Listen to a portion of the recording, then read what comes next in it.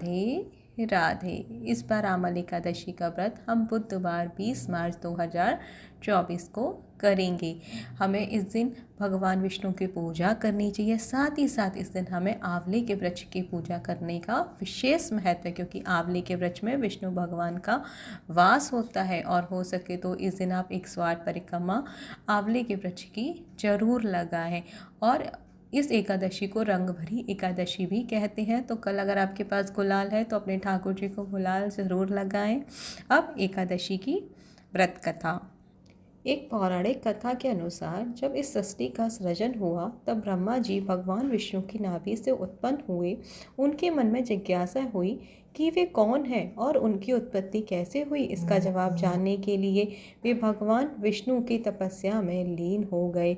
उनकी तपस्या से प्रसन्न होकर भगवान विष्णु ने उनको तप दर्शन दिए। इससे ब्रह्मा जी भावुक हो गए और उनकी आंखों में से आंसू निकल पड़े।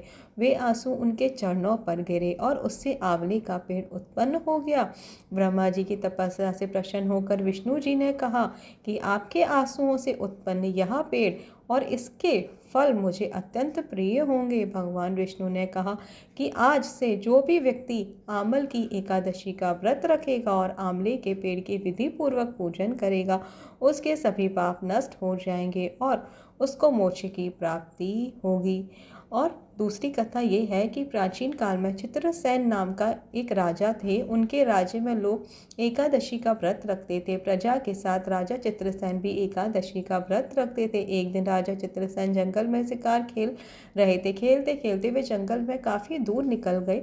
वहाँ पर राक्षसों ने राजा पर हमला कर दिया। हालांकि उनके हमले पर राजा पर कोई प्रभाव नहीं पड़ा, लेकिन धीरे धीरे जब राक्षसों की संख्या बढ़ गई तो उनके हमले से राजा अचेत होकर धरती पर गिर गए। गिरते ही उनके शरीर से एक दिव्य शक्ति प्रकट हुई जिसने सभी राक्षसों का अंत कर दिया। फिर वो शक्ति अदृश्य हो गई। राजा चित्रसेन जब होश में आए तब उन्होंने देखा कि सभी राक्षस मरे पड़े हैं। वे आश्चर्यचकित हो गए। वे सोच रहे थे कि उनकी मदद किसने की और इन दुष्टों का संहार किसने किया। तभी आकाशवाणी हुई कि ये समस्त राक्षस तुम्हारे किए गए आमल एकादशी व्रत के प्रभाव से मारे गए हैं। यह जानकर राजा चित्रसेन अत्यंत प्रसन्न हुए। इस घटना के बाद से राजा ने अपने राज्य से बाहर भी आमल एकादशी के व्रत का प्रचार किया।